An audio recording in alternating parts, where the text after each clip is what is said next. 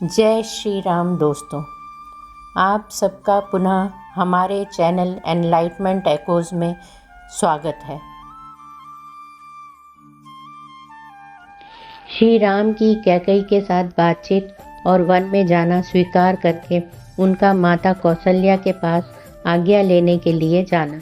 राजा दशरथ की अन्य रानियों का विलाप। श्री राम का कौशल्या जी के भवन में जाना और उन्हें अपने वनवास की बात बताना। कौशल्या का अचेत होकर गिरना और श्री राम के उठा देने पर उनकी ओर देखकर विलाप करना। इससे पहले कि हम आगे बढ़ें, हम आपसे अनुरोध करना चाहते हैं कि कृपया हमारे चैनल को लाइक, सब्सक्राइब और शेयर करें ताकि भगवान राम की यह अद्भुत कहानी सभी तक पहुंच सके। वह अप्रिय तथा मृत्यु के समान कष्टदायक वचन सुनकर भी शत्रुसूदन श्री राम व्यथित नहीं हुए। उन्होंने कैकेयी से इस प्रकार कहा, माँ, बहुत अच्छा, ऐसा ही हो। मैं महाराज की प्रतिज्ञा का पालन करने के लिए जटा और चीर धारण करके वन में रहने के निमित्त अवश्य यहाँ से चला जाऊँगा। परंतु मैं यह जानना चाहता हूँ कि आज दुर्जय तथा शत्रुओं का दमन करने वाले महाराज मुझसे पहले की तरह प्रसन्नता पूर्वक बोलते क्यों नहीं हैं? देवी, मैं तुम्हारे सामने ऐसी बात पूछ रहा हूँ, इसलिए तुम्हें क्रोध नहीं करना चाहिए। निश्चय चीर और जटा धारण करके मैं वन को चला जाऊँगा। तुम प्रसन्न रहो। राजा मेरे हितैषी, गुरु, पिता और कृतज्ञ हैं। उनकी आज्ञा होने पर मैं इनका कौन सा ऐसा प्रिय कार्य है जिसे निशंक होकर न कर सकूं। किंतु मेरे मन को एक ही हार्दिक दुख अधिक जला रहा है कि स्वयं महाराज ने मुझसे भरत के अभिषेक की बात नहीं कही। मैं केवल तुम्हारे कहने से भी अपने भाई भरत के लिए इस राज्य को, सीता को, प्यारे प्राणों को तथा सारी संपत्ति को भी प्रसन्नतापूर्वक स्वयं ही दे सकता हूँ।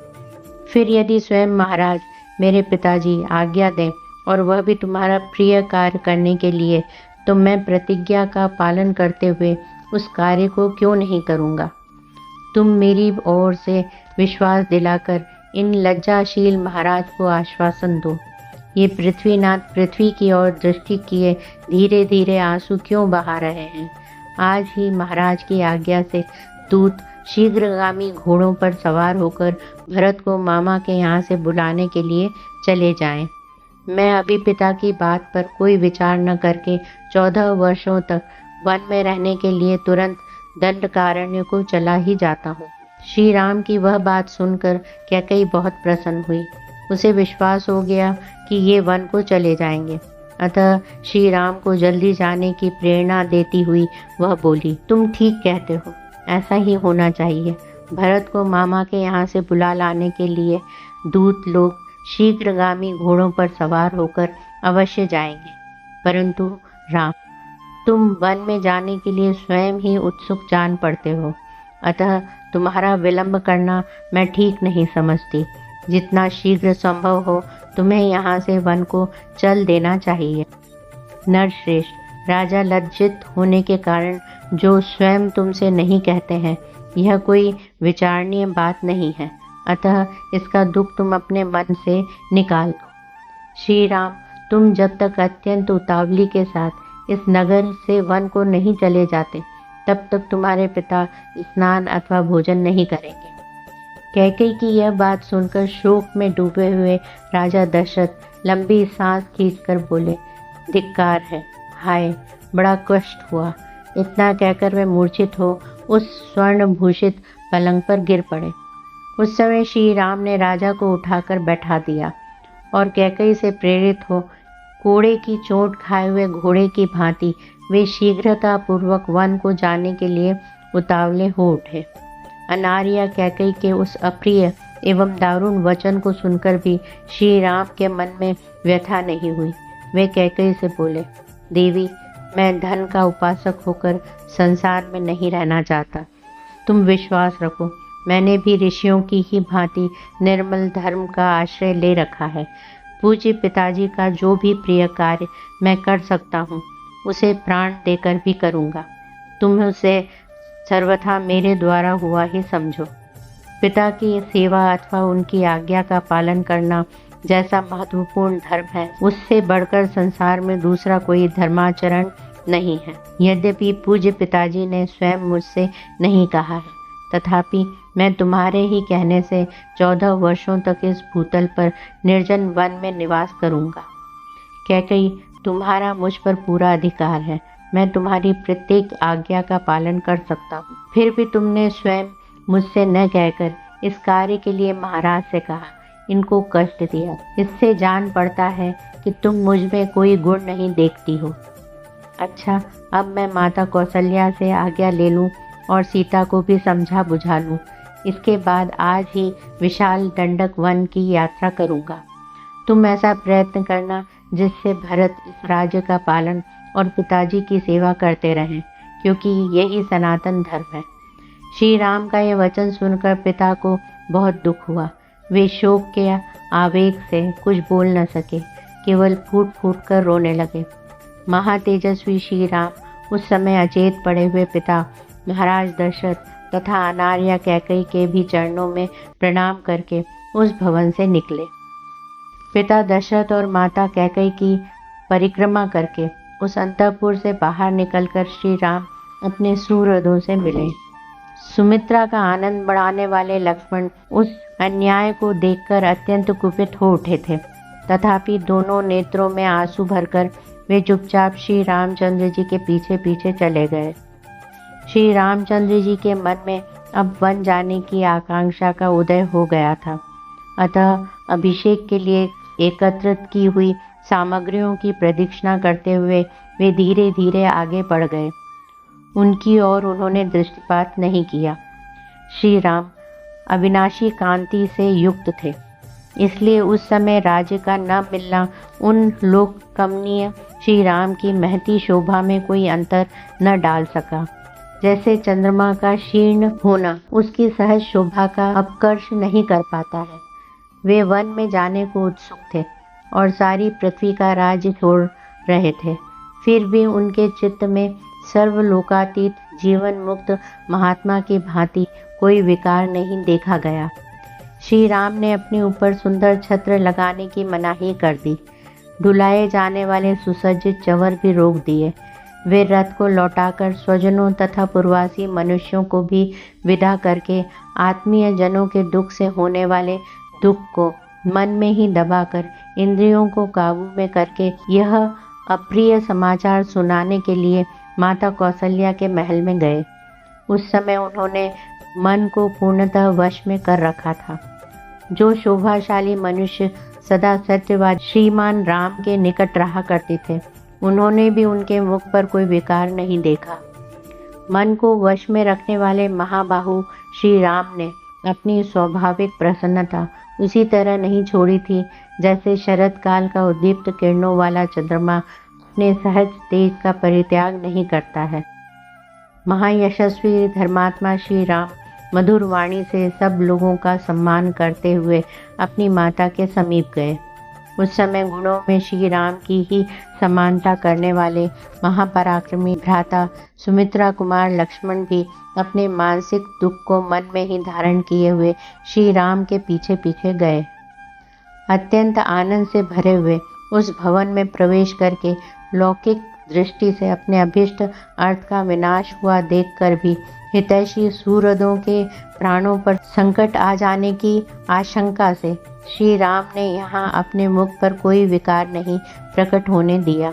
उधर पुरुष सिंह श्री राम हाथ जोड़े हुए ज्यों ही कैकेयी के महल से बाहर निकलने लगे, त्यों ही अंतःपुर में रहने वाली राज महिलाओं का महान आर्तनाद प्रकट हुआ।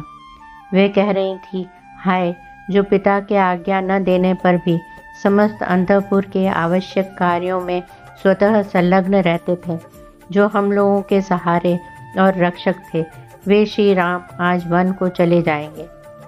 वे रघुनाथ जी जन्म से ही अपनी माता कौशल्या के प्रति सदा जैसा बर्ताव करते थे वैसा ही हमारे साथ भी करते थे। जो कठोर बात कह देने पर भी कुपित नहीं होते थे, दूसरों के मन में क्रोध उत्पन्न करने वाली बातें नहीं बोलते थे, तथा जो सभी रूठे हुए व्यक्तियों को मना लिया करते थे, वे ही श्री राम आज यहाँ से वन को चले जाएंगे। बड़े खेद की बात है कि हमारे महाराज की बुद्धि मारी गई। ये इस समय संपूर्ण जीव जगत का विनाश करने पर तुले हुए हैं। तभी तो ये समस्त प्राणियों के जीवन आधार श्री राम का परित्याग कर रहे हैं। इस प्रकार समस्त रानियां अपने पति को कोसने लगी और बछड़ों से बिछुड़ी हुई गौओं की तरह उच्च स्वर से क्रंदन करने लगी। अंतःपुर का वह भयंकर आर्तनाद सुनकर महाराज दशरथ ने पुत्र शोक से संतप्त हो लज्जा के मारे बिछौने में ही अपने को छिपा लिया। इधर जितेंद्रिय श्री रामचंद्र जी स्वजनों के दुख से अधिक खिन्न होकर हाथी के समान लंबी सांस खींचते हुए भाई लक्ष्मण के साथ माता के अंतःपुर में गए। वहां उन्होंने उस घर के दरवाजे पर एक परम पूजित वृद्ध पुरुष को बैठा हुआ देखा और दूसरे भी बहुत से मनुष्य वहां खड़े दिखाई दिए। वे सब के सब विजयी वीरों में श्रेष्ठ रघुनंदन श्री राम को देखते ही जय जयकार करते हुए उनकी सेवा में उपस्थित हुए और उन्हें बधाई देने लगे। पहली ड्योढ़ी पार करके जब वे दूसरी में पहुंचे, तब वहां उन्हें राजा के द्वारा सम्मानित बहुत से वैदज्ञ ब्राह्मण दिखाई दिए। उन वृद्ध ब्राह्मणों को प्रणाम करके श्री रामचंद्र जी जब तीसरी ड्योढ़ी में पहुंचे, तब वहां उन्हें द्वार रक्षा के कार्य में लगी हुई बहुत सी नव वयस्का एवं वृद्ध अवस्था वाली स्त्रियां दिखाई दी। उन्हें देखकर उन स्त्रियों को बड़ा हर्ष हुआ।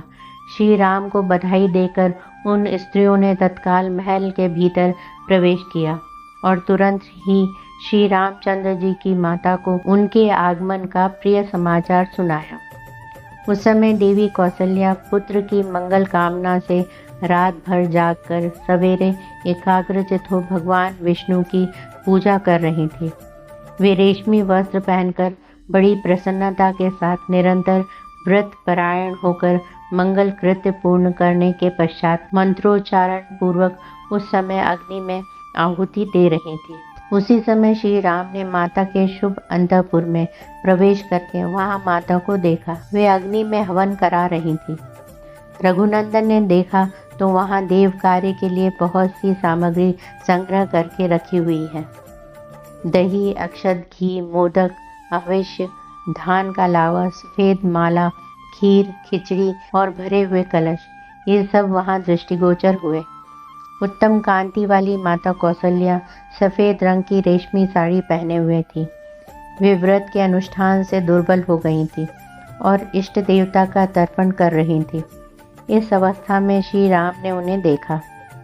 माता का आनंद बढ़ाने वाले प्रिय पुत्र को बहुत देर के बाद सामने उपस्थित देख कौसल्या देवी बड़े हर्ष में भरकर उसकी ओर चली, मानो कोई घोड़ी अपने बछड़े को देखकर बड़े हर्ष से उसके पास आई हो। श्री रघुनाथ जी ने निकट आई हुई माता के चरणों में प्रणाम किया और माता कौसल्या ने उन्हें दोनों भुजाओं से कसकर छाती से लगा ली तथा बड़े प्यार से उनका मस्तक सूंघा। उस समय कौसल्या देवी ने अपने दुर्जय पुत्र श्री रामचंद्र जी से पुत्र स्नेहवश यह प्रिय एवं हितकर बात कही। बेटा, तुम धर्मशील, वृद्ध एवं महात्मा राजर्षियों के समान आयु, कीर्ति और कुलोचित धर्म प्राप्त करो। रघुनंदन, अब तुम जाकर अपने सत्य प्रतिज्ञ पिता राजा का दर्शन करो। वे धर्मात्मा नरेश आज ही तुम्हारा युवराज के पद पर अभिषेक करेंगे। यह कहकर माता ने उन्हें बैठने के लिए आसन दिया और भोजन करने को कहा। भोजन के लिए निमंत्रित होकर श्री राम ने उस आसन का स्पर्श मात्र कर लिया।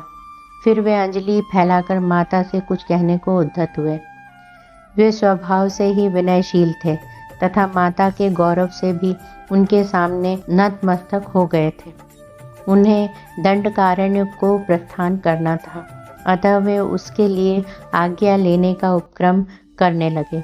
उन्होंने कहा, देवी, निश्चय ही तुम्हें मालूम नहीं है, तुम्हारे ऊपर महान भय उपस्थित हो गया। इस समय मैं जो बात कहने जा रहा हूँ उसे सुनकर तुमको, सीता को और लक्ष्मण को भी दुख होगा, तथापि कहूँगा। अब तो मैं दंडकारण्य में जाऊंगा, अतः ऐसे बहुमूल्य आसन की मुझे क्या आवश्यकता है। अब मेरे लिए यह कुश की चटाई पर बैठने का समय आया है। मैं राजभोग्य वस्तु का त्याग करके मुनि की भांति कंद मूल और फलों से जीवन निर्वाह करता हुआ 14 वर्षों तक निर्जन वन में निवास करूंगा। महाराज युवराज का पद भरत को दे रहे हैं और मुझे तपस्वी बनाकर दंडकारण्य में भेज रहे हैं। अतः 14 वर्षों तक निर्जन वन में रहूंगा और जंगल में सुलभ होने वाले वलकल आदि को धारण करके फल मूल के आहार से ही जीवन निर्वाह करता रहूंगा। यह अप्रिय बात सुनकर वन में फरसे से काटी हुई शाल वृक्ष की शाखा के समान कौशल्या देवी सहसा पृथ्वी पर गिर पड़ी, मानो स्वर्ग से कोई देवांगना भूतल पर आ गिरी हो। जिन्होंने जीवन में कभी दुख नहीं देखा था, जो दुख भोगने के योग्य थी ही नहीं, उन्हीं माता कौशल्या को कटी हुई कदली की भांति अचेत अवस्था में भूमि पर पड़ी देख श्री राम ने हाथ का सहारा देकर उठाया, जैसे कोई घोड़ी पहले बड़ा भारी बोझ ढो चुकी हो और थकावट दूर करने के लिए धरती पर लोट पोट कर उठी हो। उसी तरह उठी हुई कौशल्या जी के समस्त अंगों में धूल लिपट गई थी और वे अत्यंत दीन दशा को पहुंच गई थी। उस अवस्था में श्री राम ने अपने हाथ से उनके अंगों की धूल पोंछी। कौशल्या जी ने जीवन में पहले सदा सुख ही देखा था और उसी के योग्य थी, परंतु उस समय वे दुख से कातर हो उठी थी।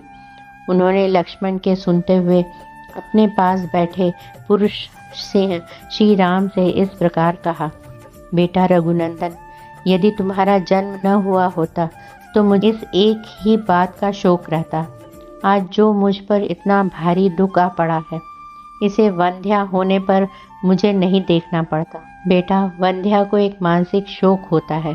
उसके मन में यह संताप बना रहता है कि मुझे कोई संतान नहीं है। इसके सिवा दूसरा कोई दुख उसे नहीं होता। बेटा राम, पति के प्रभुत्व काल में एक ज्येष्ठ पत्नी को जो कल्याण या सुख प्राप्त होना चाहिए, वह मुझे पहले कभी नहीं देखने को मिला। सोचती थी पुत्र के राज्य में मैं सब सुख देख लूंगी और इसी आशा से मैं अब तक जीती रही। बड़ी रानी होकर भी मुझे अपनी बातों से हृदय को विदीर्ण कर देने वाली छोटी सौतों के बहुत से अप्रिय वचन सुनने पड़ेंगे। स्त्रियों के लिए इससे बढ़कर महान दुख और क्या होगा। अतः मेरा शोक और विलाप जैसा है उसका कभी अंत नहीं है। तात, तुम्हारे निकट रहने पर भी मैं इस प्रकार सौतों से तिरस्कृत रही हूँ, फिर तुम्हारे परदेश चले जाने पर मेरी क्या दशा होगी। उस दशा में तो मेरा मरण ही निश्चित है। पति की ओर से मुझे सदा अत्यंत तिरस्कार अथवा कड़ी फटकार ही मिली है। कभी प्यार और सम्मान नहीं प्राप्त हुआ है। मैं कैकेयी की दासियों के बराबर अथवा उनसे भी गई बीती समझी जाती हूँ। जो कोई मेरी सेवा में रहता या मेरा अनुसरण करता है, वह भी कैकेयी के बेटे को देखकर चुप हो जाता है, मुझसे बात नहीं करता है।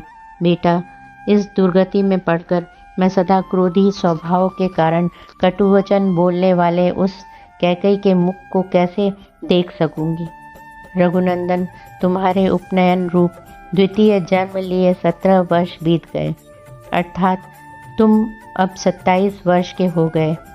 अब तक मैं यही आशा लगाए चली आ रही थी कि अब मेरा दुख दूर हो जाएगा। राघव, अब इस बुढ़ापे में इस तरह सौतों का तिरस्कार और उससे होने वाले महान अक्षय दुख को मैं अधिक काल तक नहीं सह सकती। पूर्ण चंद्रमा के समान तुम्हारे मनोहर मुख को देखे बिना मैं दुखिनी दयनीय जीवन वृत्ति से रहकर कैसे निर्वाह करूंगी।